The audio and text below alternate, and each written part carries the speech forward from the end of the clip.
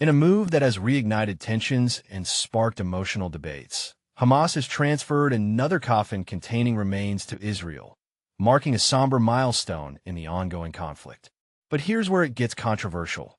While the Israeli military confirms the handover via the Red Cross, the process has been anything but smooth. The remains, believed to be those of a deceased hostage, are now en route to the National Center of Foreign Medicine in Tel Aviv for identification, a step that, while necessary, highlights the painstakingly slow progress in this fragile ceasefire agreement. And this is the part most people miss. Under the U.S.-brokered ceasefire that began nearly a month ago, Hamas pledged to return all 20 living and 28 deceased Israeli and foreign hostages within 72 hours.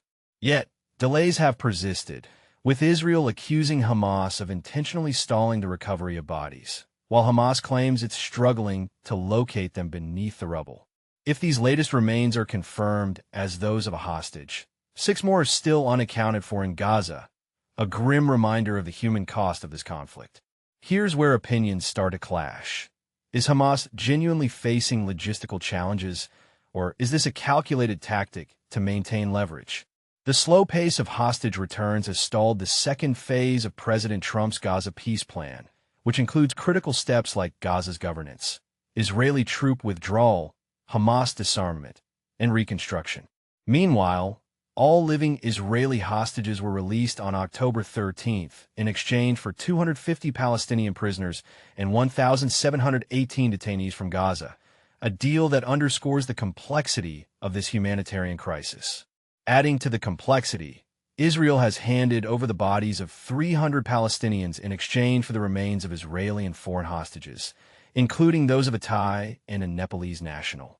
On Tuesday, the remains of 19-year-old Israeli-American soldier Itai Chun were returned.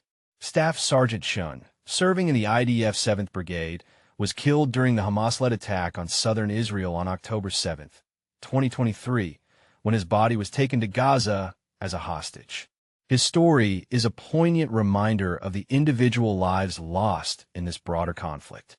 Israel has allowed Palestinian armed group members and Red Cross staff to search for remains in areas under Israeli control, yet progress remains sluggish. All but one of the dead hostages still in Gaza were among the 251 people abducted during the October 7th attack, which also claimed the lives of approximately 1,200 others. Israel's retaliatory military campaign in Gaza has since resulted in over 68,800 deaths, according to Hamas-run health authorities, a staggering toll that raises questions about the proportionality of the response. Here's the thought-provoking question. As the world watches this delicate ceasefire teeter on the edge, is the slow return of hostages a symptom of deeper mistrust, or a reflection of the logistical nightmare that post-conflict recovery entails?